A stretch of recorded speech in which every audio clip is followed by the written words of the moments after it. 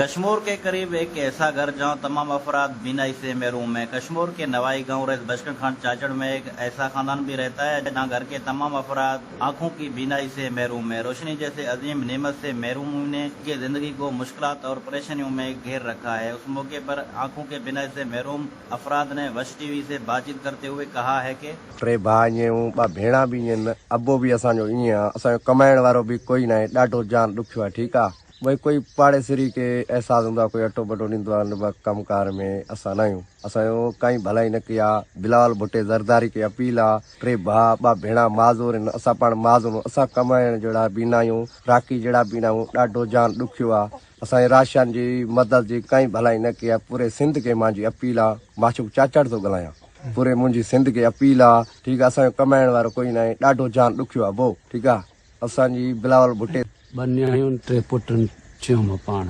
5 ॿारनि छियो मां पाण। कमाइण वारो कोई न आहे हिन वक़्तु। पीर बश्क जो ॻोठ वेठा रैस बख्शण जो ॻोठ। हर को महांगाई दौरा को असां ग़रीबनि जी भलाई कोई नथो करे। ॾाढा जान ॾुखियाऊं। असांजी पूरे सिंध खे अपील आहे, बिलावल भुट्टे ज़रदारी खे अपील आहे, असांखे राशन पैसे पा जी मदद करे। ठीकु आहे, असांजो ॾाढो जान ॾुखियो। असां माज़ूर न कमाइण जहिड़ा, नाराकी जहिड़ा, ॾाढा ॾुखियो जान आहे। बीमारी सीमारी है हो।